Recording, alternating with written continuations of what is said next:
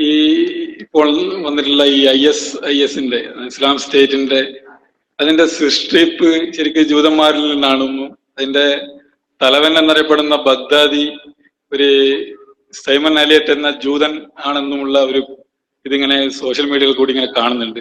അപ്പൊ നമ്മളിങ്ങനെ ഇന്ന് തന്നെ ഈസ്റ്റ് കോസ്റ്റിന്റെ ഒരു ഇതില് ISന്റെ ക്രൂരതയെ പറ്റിയിട്ട് വന്നപ്പോ ഞാനതുമായിട്ട് ബന്ധപ്പെട്ട് ഞാൻ ചർച്ചയിൽ പങ്കെടുത്തിരുന്നു.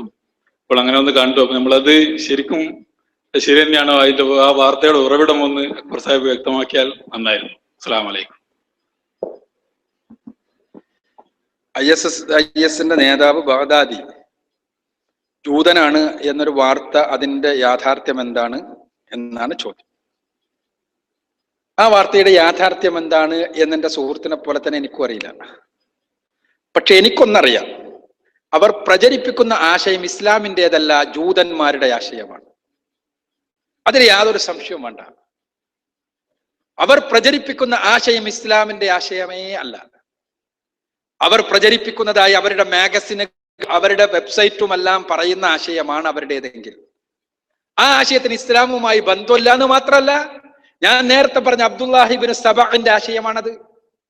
അബ്ദുല്ലാഹിബിൻ സഹബ് മാത്രമല്ല, ഞാൻ നേരത്തെ പറഞ്ഞില്ല, ഖവാരിജികൾ, മുസ്ലിം ലോകത്ത് നിന്ന് ഖവാരിജികൾ ഉണ്ടായി. ഖവാരിജികൾ എന്താ പറഞ്ഞത്? നീതി നടപ്പാക്കണം. അലിന്റെ അടുത്തും നീതിയില്ല, പിന്നെ മുആവിയന്റെ അടുത്തും നീതിയില്ല, പിന്നെന്താണ്? ഖുർആനിക്ക് മടങ്ങണം എല്ലാരും. ഖവാരിജികൾ പറഞ്ഞത് അതാ. ഖവാരിജികൾ ദീനിൽ നിന്ന് പോകണമെന്നല്ല പറഞ്ഞത്, ദീനിൽ നിന്ന് കടന്നു പോകണം, ദീനിൽ നിന്ന് എല്ലാവരും മുർത്തദ്ദായി പോകണം, ഖുർആനെയും ഹദീസിനെയും ഒഴിവാക്കണം എന്നല്ല ഖവാരിജികൾ പറഞ്ഞത്.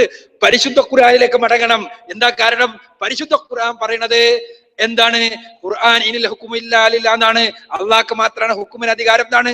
ഇവരിതാ അബൂ മുലസ്സൽ അശ്അരിയെയും മറ്റു ചിലരെയുമെല്ലാം ഹുക്കുമിനുള്ള അധികാരപ്പെടുത്തിയിരിക്കുന്നു. അഥവാ അവർ തമ്മിലൊരു പ്രശ്നം ഉണ്ടായപ്പോ കോംപ്രമൈസിന് അവരെ ഏൽപ്പിച്ചിരിക്കുന്നു.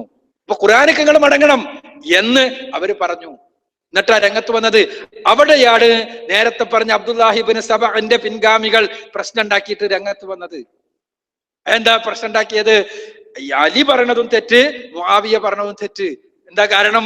അവർ രണ്ടാളും ഖുർആനെതിര്, അവർ രണ്ടുപേരും പരിശുദ്ധ ഖുർആനെതിര്. എന്താണ്? അവർ രണ്ടുപേരും ഖുർആനെതിരായി നീതി ആണ്. അതുകൊണ്ട് തന്നെ നീതി നമുക്ക് നടപ്പാക്കണം. നീതി എങ്ങനെ നടപ്പാക്കും? നമ്മൾ ആയുധെടുക്കണം. നമ്മൾ ആയുധെടുത്തിട്ട് അവരെ രണ്ടു കൂട്ടരും നിലക്ക് നിർത്തണം. എന്നിട്ട് അവർ നെഹ്റുവാൻ എന്ന സ്ഥലത്ത് ആളുകൾ കൂടി. ആദ്യം അവര് സുറൂർ എന്ന സ്ഥലത്തായിരുന്നു ഉണ്ടായിരുന്നത്. പിന്നീട് അവർ നെഹ്റുവാനിലേക്ക് മാറി.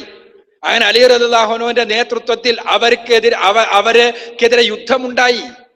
ആ യുദ്ധത്തിന് മുൻപ് അവരുടെ തമ്പിലേക്ക് കയറി ചെന്നുകൊണ്ട് അവർക്ക് ഇസ്ലാമിന്റെ യഥാർത്ഥത്തിലുള്ള സന്ദേശം എത്തിക്കുന്നതിന് വേണ്ടി പരിശ്രമിച്ച ഇബ്നു അബ്ബാസ് റളിയല്ലാഹു അൻഹുവുമായി അവരുടെ ആളുകൾ സംസാരിച്ചത് വളരെ ദീർഘമായ ഹദീസുകൾ റിപ്പോർട്ട് ചെയ്യപ്പെട്ടിട്ടുണ്ട്.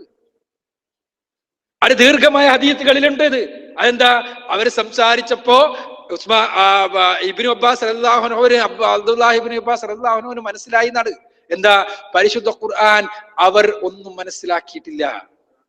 റസൂലുള്ളാഹി സ്വല്ലല്ലാഹു അലൈഹി വസല്ലമയുടെ ജീവിതക്രമം അവർ മനസ്സിലാക്കിയിട്ടില്ല. ആരൊക്കെയോ പറഞ്ഞതിന്റെ അടിസ്ഥാനത്തിൽ ആവേശം കൊണ്ടിട്ട് നീതിക്ക് വേണ്ടി എന്ന് പറഞ്ഞ് ആയുധം എടുത്തിട്ട് കൂടിയിരിക്കുകയാണ് അവർന്ന് അബ്ദുല്ലാഹി ഇബ്നു അബ്ബാസ് റളിയല്ലാഹു അൻഹുവിന് മനസ്സിലായി. അങ്ങനെ അദ്ദേഹം അവരെ ഉപദേശിച്ചു. അദ്ദേഹം അവരെ ഉപദേശിച്ച സന്ദർഭത്തിൽ ഇവര് മാറി വന്നു. ചില ആളുകൾ അതിൽ 1/3 മാറി ഇസ്ലാമിലേക്ക് തിരിച്ചു വന്നു. ബാക്കിയുള്ള ആളുകൾ അലി റളിയല്ലാഹു അൻഹുവുമായി യുദ്ധം ചെയ്തു. ആ യുദ്ധത്തിൽ അവർ നശിപ്പിക്കപ്പെട്ടുവെങ്കിലും പിൽക്കാലഘട്ടത്തിലും അവരുടെ പിൻഗാമികൾ, ജൂതന്മാരുടെ ആളുകൾ പിന്നെയും പ്രവർത്തിച്ചു കൊണ്ടേയിരുന്നു. ഞാൻ സൂചിപ്പിക്കുന്നത് അവർ ഖുർആനിൽ നിന്ന് പോകാനല്ല പറഞ്ഞത്, ഹദീസിൽ നിന്ന് പോകാനല്ല പറഞ്ഞത്, മറിച്ച് ഖുർആനിലേക്ക് വരിക എന്ന് പറഞ്ഞത്, ഹദീസിലേക്ക് വരിക എന്ന് പറഞ്ഞത്. പക്ഷേ ഖുർആനും ഹദീസും അല്ല, ഞങ്ങൾ പറഞ്ഞ മാതിരി നിങ്ങൾ മനസ്സിലാക്കണം എന്നാണ്. ഞങ്ങൾ പറഞ്ഞതുപോലെ ഖുർആനും ഹദീസും മനസ്സിലാക്കണം എന്ന് പറഞ്ഞുകൊണ്ടാണ് അവർ രംഗത്ത് വന്നത്. ഇത് ജൂതന്മാരുടെ എക്കാലഘട്ടത്തിലുമുള്ള തന്ത്രമാണ്. ഇസ്ലാമിലെ ജിഹാദിനെ തെറ്റായി അവതരിപ്പിച്ച് മുസ്ലിങ്ങളെ കലാപകാരികളാക്കി മാറ്റി മുസ്ലിം സമുദായത്തെ നാമാവശേഷമാക്കാം എന്ന ആഗ്രഹവുമായി ജൂതന്മാർ എക്കാലഘട്ടത്തിലും തന്ത്രങ്ങൾ ഉണ്ടാക്കിയിട്ടുണ്ട്.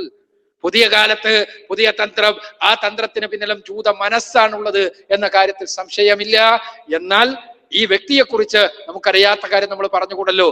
എന്റെ സുഹൃത്ത് കണ്ടതുപോലെയുള്ള വാർത്തകൾ ഞാനും കണ്ടിട്ടുണ്ട് എന്നല്ലാതെ ആ കാര്യത്തെക്കുറിച്ച് പറയാൻ നിർവാഹമില്ല.